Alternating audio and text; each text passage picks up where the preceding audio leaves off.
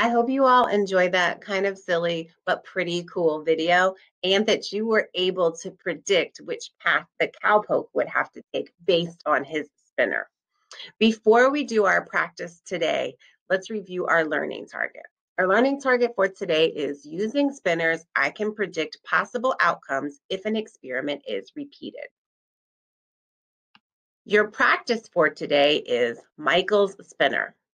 Michael was using a spinner with 4 equal parts. Each part had a number in it. He said that it was impossible to spin a 1 using his spinner, but that he was certain he would get an even number when he spun. What could Michael's spinner look like? Explain your thinking using pictures, words, and symbols. And take a few minutes to think before you create yours. It's impossible for him to spin a 1, so that means it can't happen. And it is certain that he will land on an even number, which means he will definitely land on an even number. Now, if you think that you are ready to create your spinner, you can either draw one or think about it in your head, then you can pause the video now. But if you would like to know my thinking first to help you a little bit, you can go move on and see don't pause the video yet. All right, if you're ready, pause now. If you need a little help, wait just a second.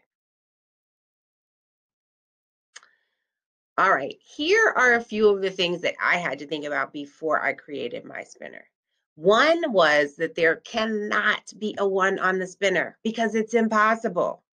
The next thing was that some even numbers I know are 2, 4, 6, 8, 10. I could go on 12, 14, 16, but I just wanted to write down some because I know that it's certain that he would land on an even number.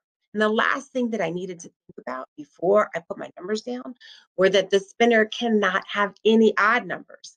And odd numbers are numbers that have a 1, 3, 5, 7, and a 9 or a 9 in the ones place. And remember, in class, when you worked on odd numbers, you probably put things into equal groups of 2. And if the groups were equal, then you knew the number was even. And if there was 1 left over, then you knew it was odd. And there are no odd numbers on Michael's spinner. So if you are ready now, then you can pause the video and create your spinner.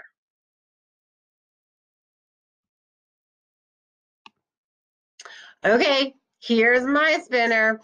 I love to count by 2s, so I made mine 2, 4, 6, and 8.